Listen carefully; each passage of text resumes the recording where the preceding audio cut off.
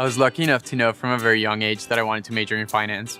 When I was in high school back in Colombia, I got introduced to financial markets through a stock simulation game. As I started looking for colleges in the United States to major in finance, the University of Arizona was, of course, part of my list. So when I got here, I started very, very early because I knew that getting a job at Wall Street was going to be very hard. So I started networking a lot. I asked my professors for advice. I joined the investments club. I was very pushing. After a couple of years, Jeff Walter, who was my advisor, reached out to me. He introduced me to Rick Sias, which is the department head of finance. And through them, I was able to meet a couple of alumni in New York. There was a ton of work done in my part, but it was through Jeff and Rick that I got introduced to Keith Zuzai, which is an alumni that works at Goldman Sachs. He interviewed 60 students over the phone, and then he decided that I was going to be the one that he recommended to HR.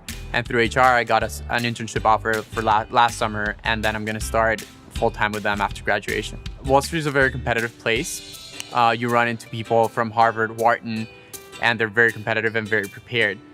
So when I came back from New York, I started to think of ways of how we can level the playing field, how we can reduce that gap between what you see in your classroom and what you are actually expected to know in the real world.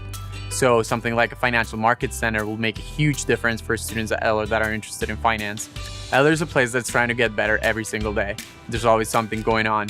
Dr. Perry is always asking students how we can get better, what we can do better. And I think that entrepreneurial culture teaches students to be very inquisitive. The fact that Eller is trying to get better every single day helps our students think the same way.